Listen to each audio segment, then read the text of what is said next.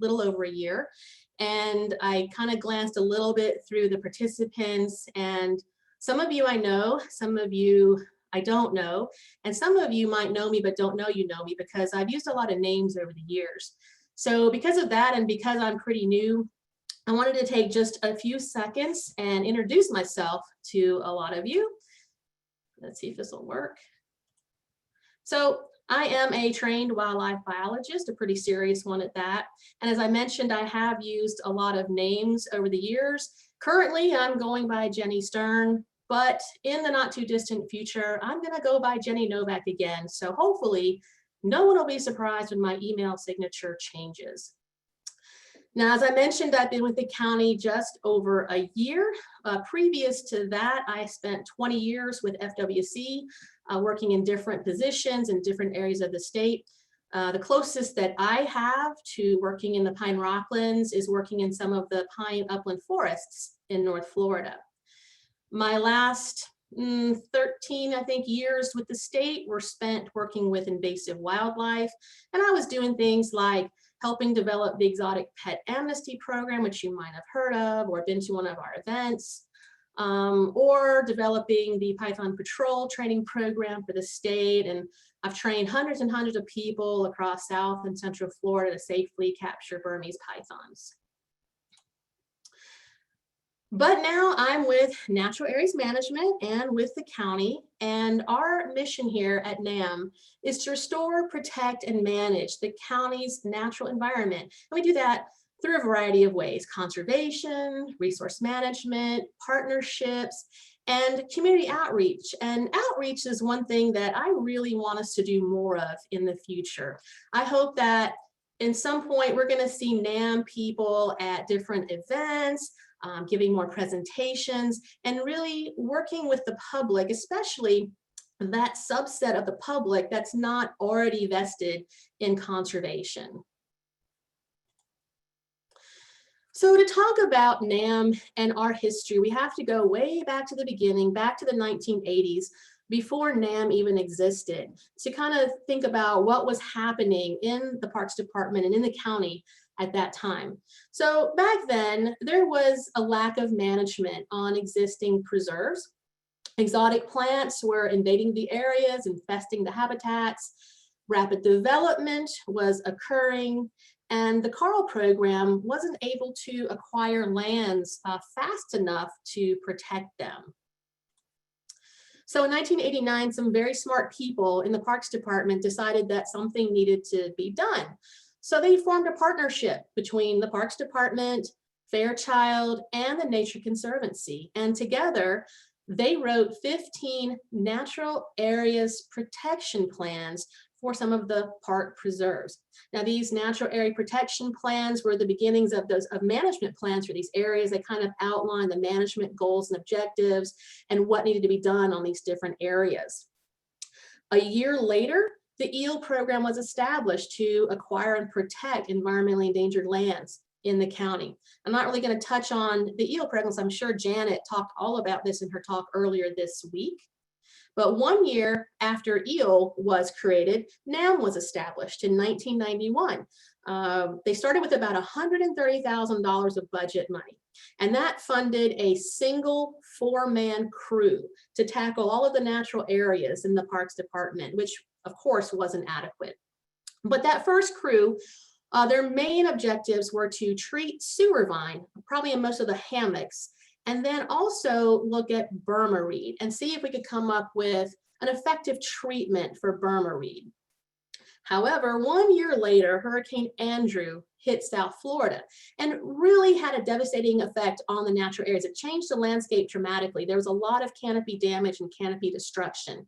And Hurricane Andrew really shaped what NAM was to become and what NAM was going to do for the next 5, even 10 years as in hurricane recovery. So here you see R. Hardy Matheson in 1989, prior to Andrew, and this is right after Hurricane Andrew. You can see the massive amounts of damage to the hammock. And so after Hurricane Andrew, NAM received a grant from the Knight Foundation, and this money was to start hammock restoration and restoration on other damaged areas. It also allowed the Parks Department to hire more staff and start to increase the number of people that worked at NAM. So in 1993, NAM went from a single 4-man crew to 4 crews of about 3 to 6 people each. Still not adequate, but at least more than 4 people. So back then, after Hurricane Andrew, staff spent a lot of time in hammocks doing woody debris and vine removal. You can see in these old photographs, crew members cutting and stacking woody debris, hand pulling vines out of trees, and then spot treating exotic species. With the canopy damaged or destroyed, you had a lot more light hitting the floors of these hammocks, and the exotics really started to take over at this time. Pinelands were also highly impacted by Hurricane Andrew. You can see Nixon Smiley here after Hurricane Andrew and the damage done after the storm. NAM crews, they planted thousands upon thousands of pine seedlings in the pinelands. You see an old photograph here of crew out there planting some pine tubulings. And fast forward 10 years, and you can see that hopefully those restoration efforts did have an effect, especially at Nixon Smiley, restoring that pine Rockland.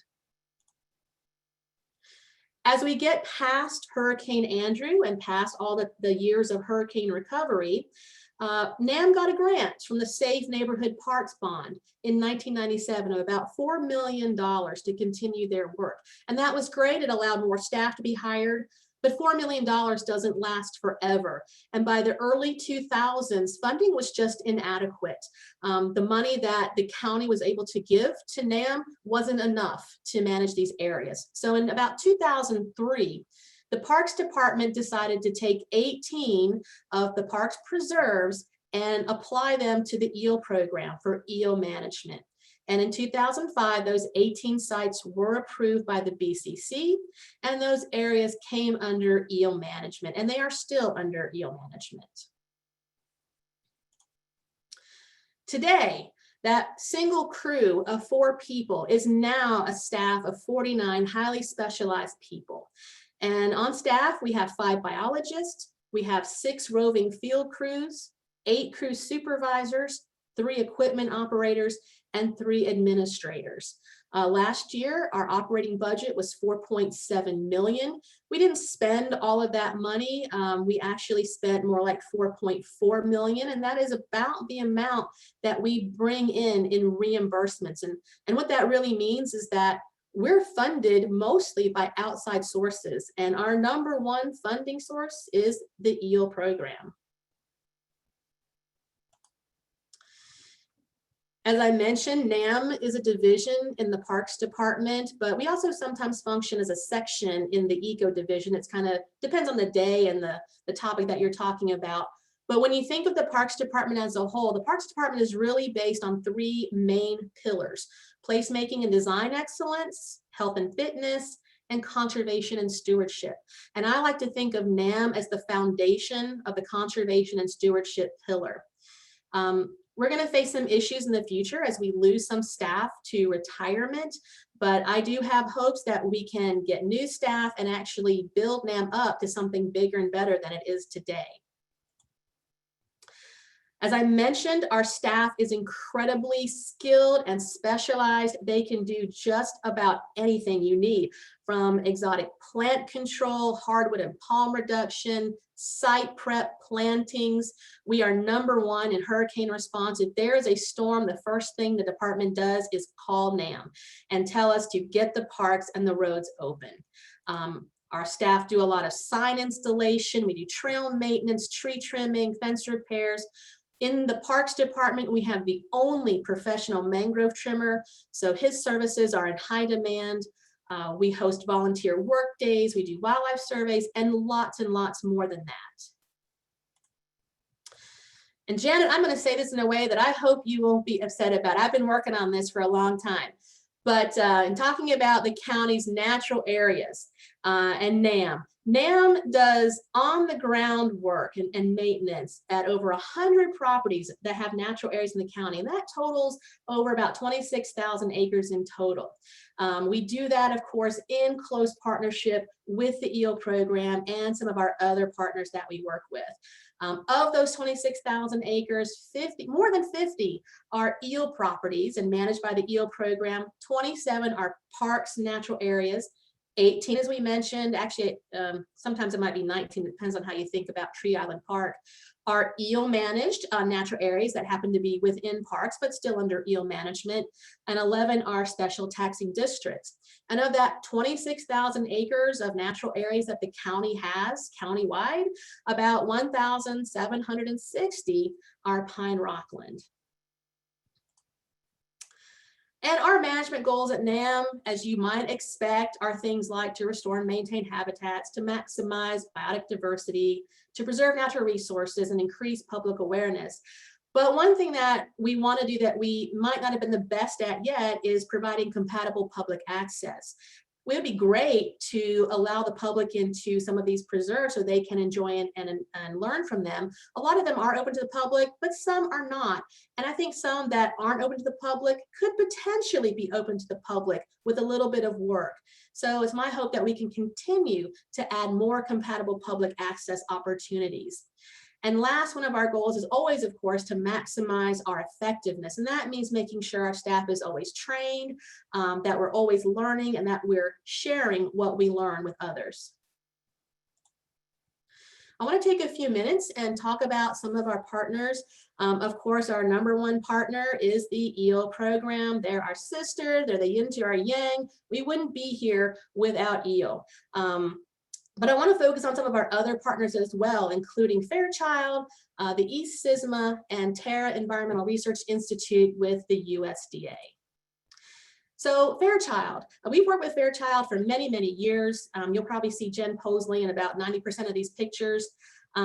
We have worked with them. They've done so much for us over the years, including floristic inventories, rare plant mapping, seed and spore collection. Since 2013, NAM has had a contract with Fairchild to do a lot of this work in our natural areas. And that contract is up for renewal to begin again next year. And I'm very excited that for this next time, the contract is going to be in partnership with the EO program. So it's going to be a EO and NAM contract with Fairchild.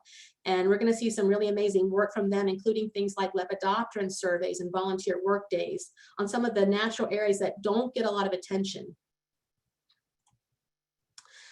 We've worked a lot with the ECISMA over the years. We've participated in a lot of the EDRR work and surveys, including things like Lemnitzera surveys and Mycania and Red Wing surveys.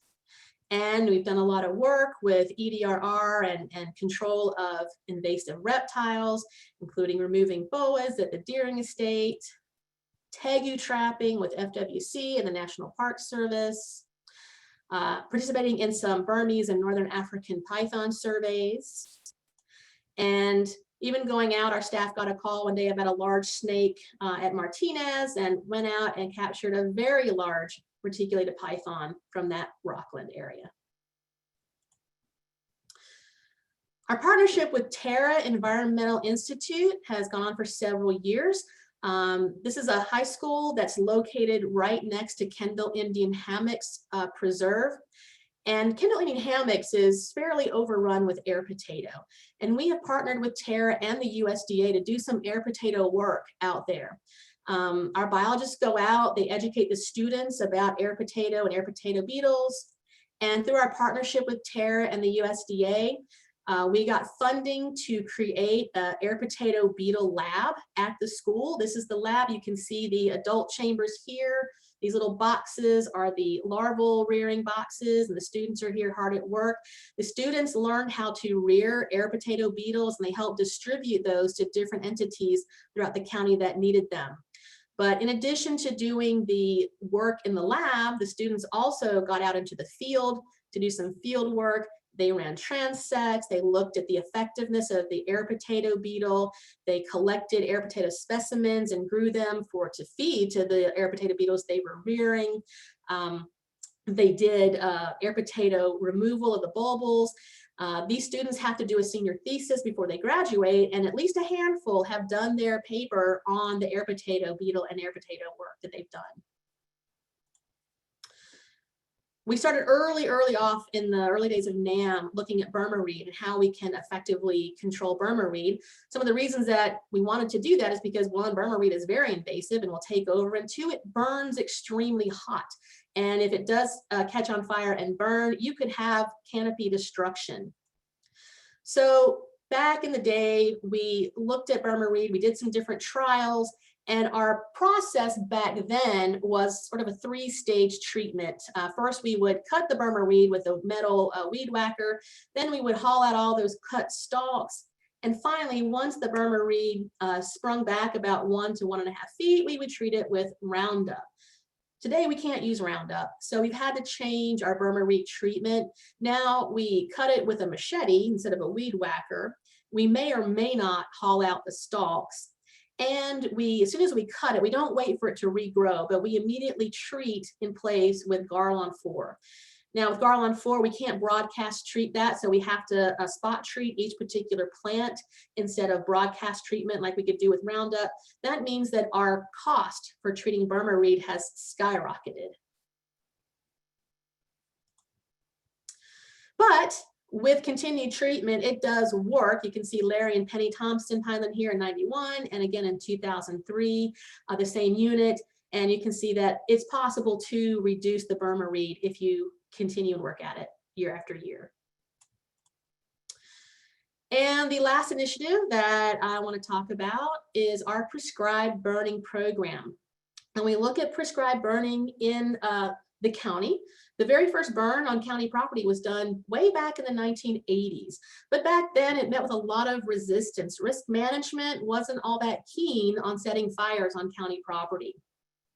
But people persisted. And by the 1990s, Division of Forestry was doing some burns in the natural areas. The NAM crews were allowed to have some training, but they were only allowed to do mop-up. They weren't allowed to participate on active fires. 10 years later, in the 2000s, NAM had shown such improvement and such expertise with fire that forestry now allowed them to work with active fire. In 2002, we had our first burn manager certified. And just recently in 2017, we were able to do our first solo burn. And that means without the help of Division of Forestry. And that is pretty huge because Division of Forestry may not let many people in these developed areas burn on their own. Now, last year, we wanted to look a little bit more about our burning effectiveness. So we started a new metric for kind of tracking our burning, and now we're looking at the percent of desired acres burned. We've always tracked the number of acres that we burned, but now we want to look and see how much of that, of what we really want to burn, were we able to burn. So each year we get together and we look at the natural areas and come up with what we'd like to burn so we can track the percent of what we actually burn. So today we have 3 certified burn managers. We have a burn crew of 20 staff, and of course we get help on our burns from our partners with EEL and DERM. In the future, I want to see a dedicated burn program. The issue that we have now is that burning is not a job requirement for our staff. And I would like to see positions that require burning as a job duty. I'm working right now to reclass a existing position, and that would become our very first dedicated burn staff member. It would be an equipment operator.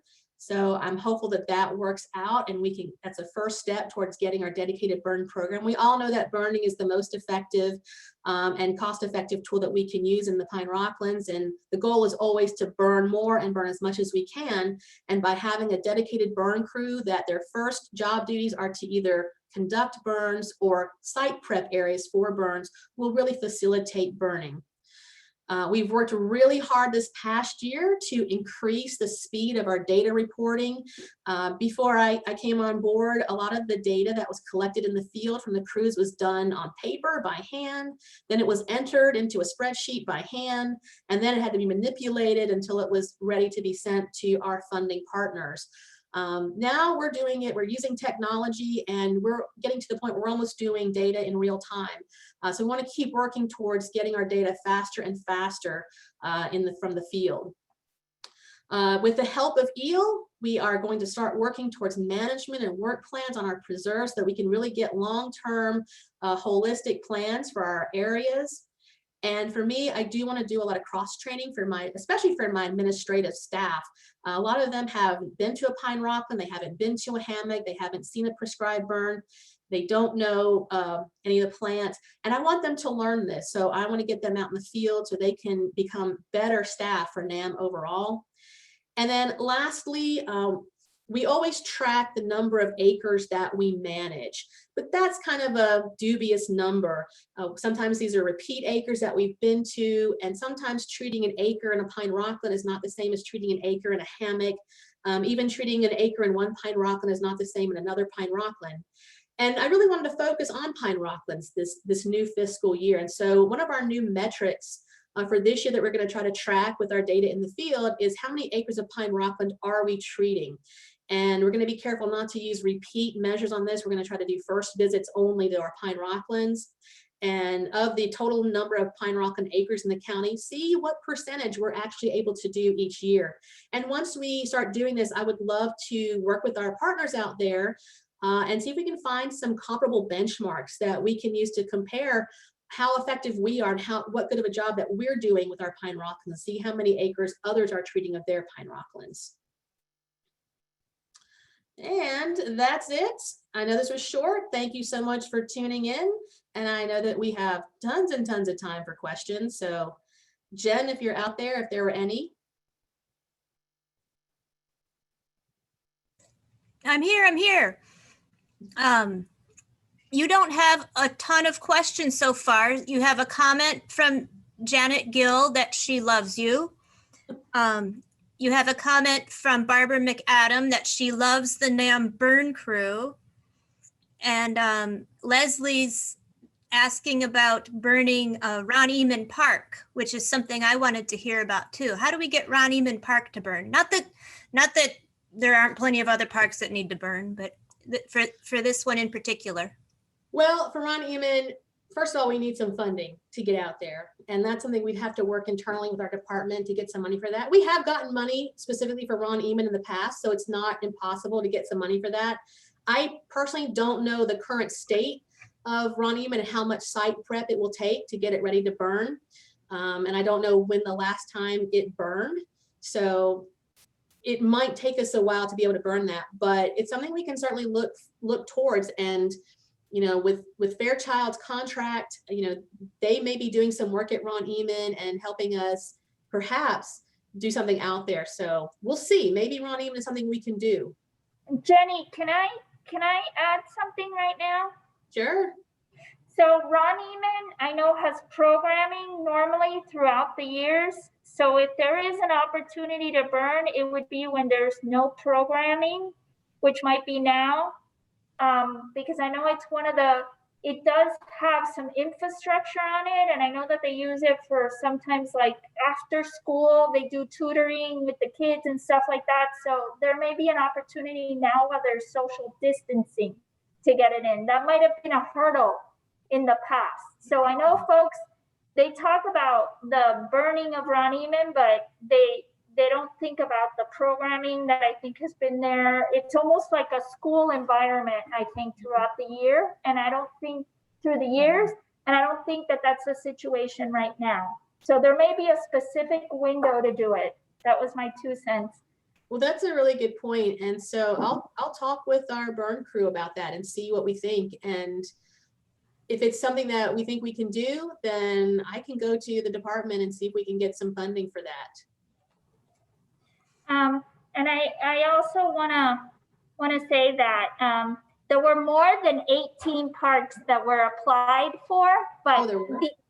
Yeah, there were, I think, maybe 20, between 20 and 23, but 18 were the ones that qualified. Okay, thank you. Yeah, sorry, but it was awesome. I love you. I love you too. I have A question from, excuse me, a question from Terry Glancy. He wants to know, can you use phenale or surmise, which is, okay, glufosinate ammonium and hellfire adjuvant for Burma reed spraying? I don't know anything about the second one, but we have been using phenale. Phenale is not approved for natural areas, but it is approved for roadways or right-of-ways. So we have been using it along roadways and fence lines. And it has been effective against grasses, but unfortunately right now we can't use that inside the natural areas. But the other one, I will certainly, I can take a look at. Jen, if you can send me the name of that chemical. One of the issues that we've had recently is that we've been looked at very critically by the county's attorney's office in terms of safety and the chemicals that we use. And we've been directed to work, very closely with our extension office on what herbicides that we're using in the field. And one of the issues that we have are the required PPE for staff. And certain chemicals require a lot of PPE, which can be infeasible for the crews who are working out there in the heat. There are some chemicals that require, for example, full aprons. And there's no way that those crews can wear full chemical proof aprons out in the field. And they also want us to try and use the least harmful chemicals as possible. And Extension's been really great working with us and making recommendations on what we use. And they're good with the Garlon 4 and Garlon 3A that we use in different areas. They're good with phenale. Unfortunately, it's just not approved for natural areas, but I'll check out the other one and see what Extension thinks about it and what the PPE is for that. Thank you. We've got Manny Porras says, hopefully the MOU between the Water Management District and Miami-Dade County Miami-Dade County happens soon for more burns. Is that something you want to comment on, Jenny? That is something I don't have any information about. I'm not aware of a MOU with the district for burning. Janet, do you know anything about it? So we have a current MOU in our South Dade wetlands that is a joint MOU to manage those areas. And prescribed burning is, it's addressed, but overall, but it's just specific to South Dade. And for a couple of years, the district did not have a dedicated crew to South Florida, I think. I'm speaking just from there. But I think they're ramping up their burning down there. So, but once again, that's for South Dade wetlands. Now, there were discussions through the years, and Joy, and we can further this discussion with Joy, to have a general MOU between the district and Everglades National Park. So it was going to be a giant MOU where the county, the National Park Service, and the district would all work together, but it just never came to fruition. So partnerships loosely were established. Oh, and the Florida Forest Service, I forgot, they were also involved. Mm-hmm. So it just never was formalized, but we did help each other out informally for many years. So there could be a recircling back with them if we're ever interested. Thanks, Janet. No problem. Maybe more that you guys wanted. But.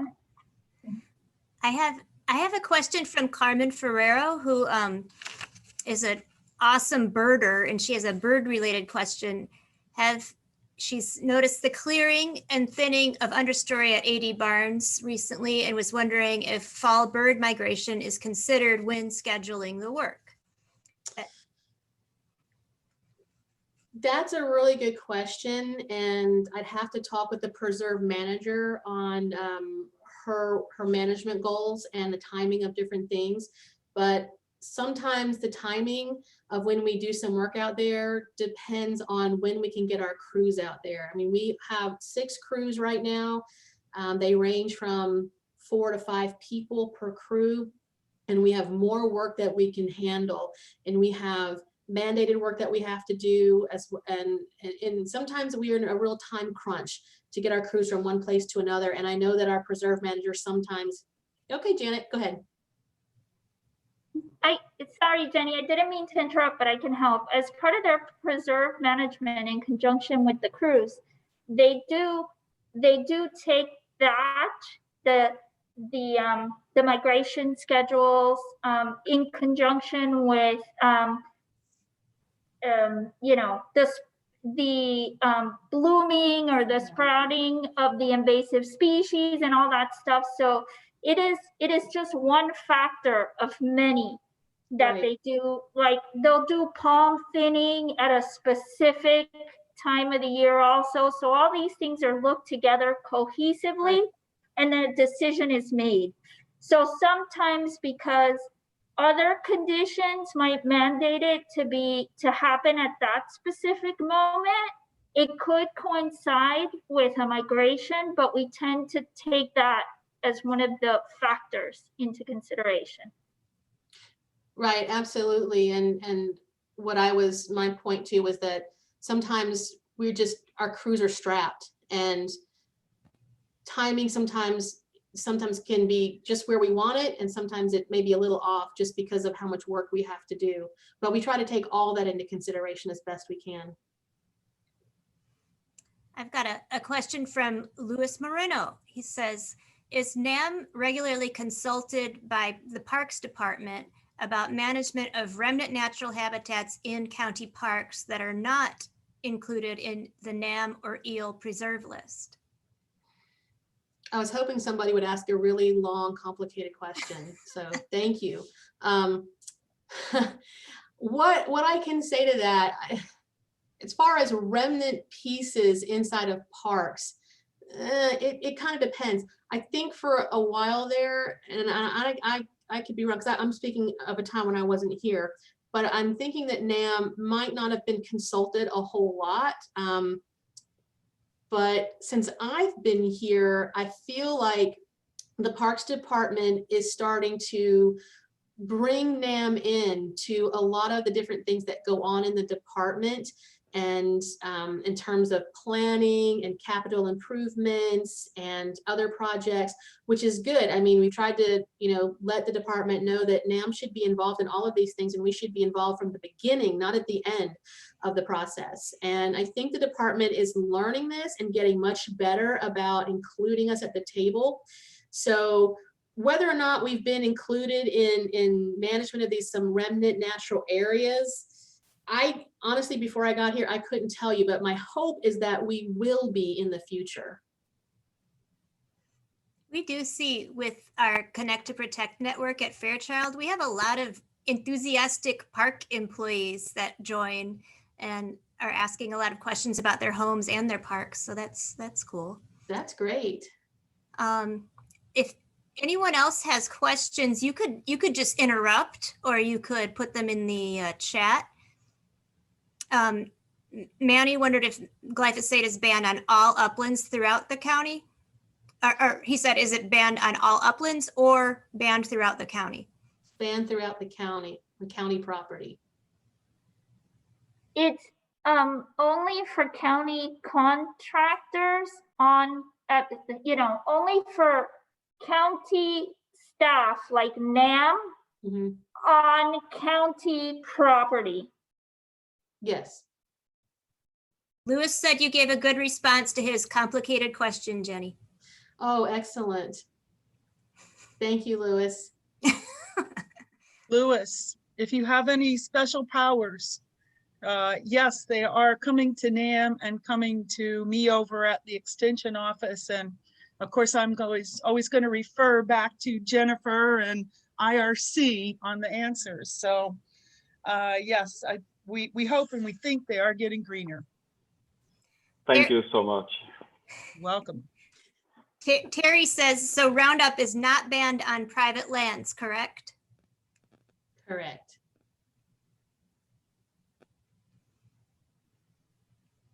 Anybody else out there? If not, we can we can go for lunch or go for our after lunch walk, I guess.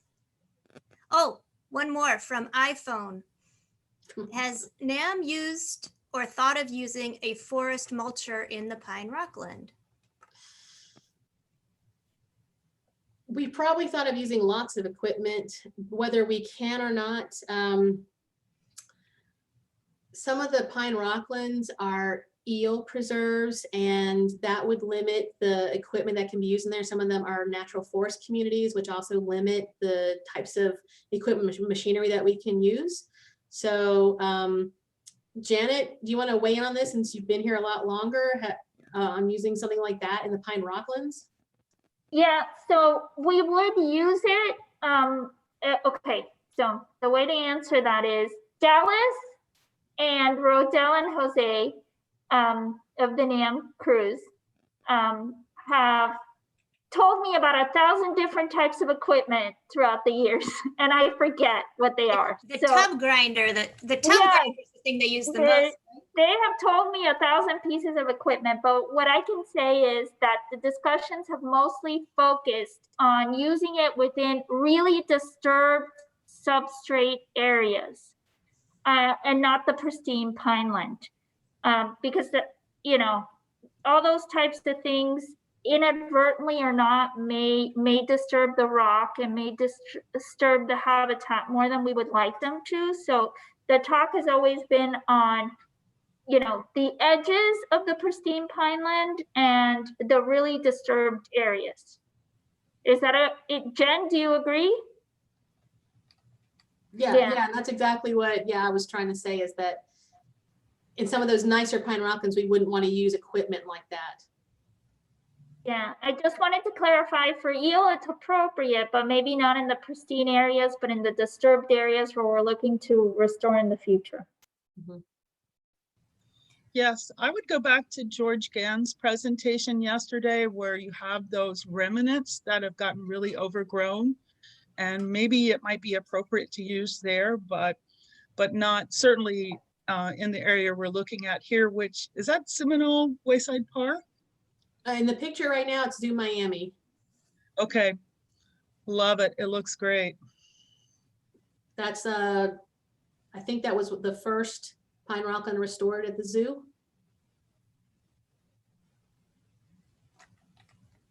All right, I have to go check and see if the horse is still in my yard, guys. I think we're out of questions. I think Jenny, thanks for. I learned a lot. Thank you for doing this. I'm glad you were able to give a presentation about the history of NAM and your vision for the future. So it was cool. It was a great learning experience for me because I didn't know much of the history of NAM until I had put this together. So, and I appreciate all the people that I asked questions to that have helped give me a lot of this information. So thank you. So, and I want to say, we love working with NAM.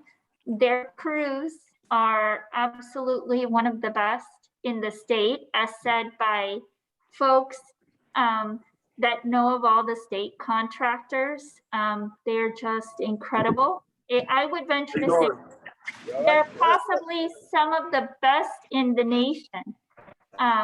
They're just an incredible team, highly specialized, and the preserve managers that we work with in NAM also have years of institutional knowledge, and it has been a pleasure always working with NAM in the past and looking forward to continue in the future. Thank you, Jenny. Thank you, Janet. All right, on that sweet note, I think I'll end the meeting.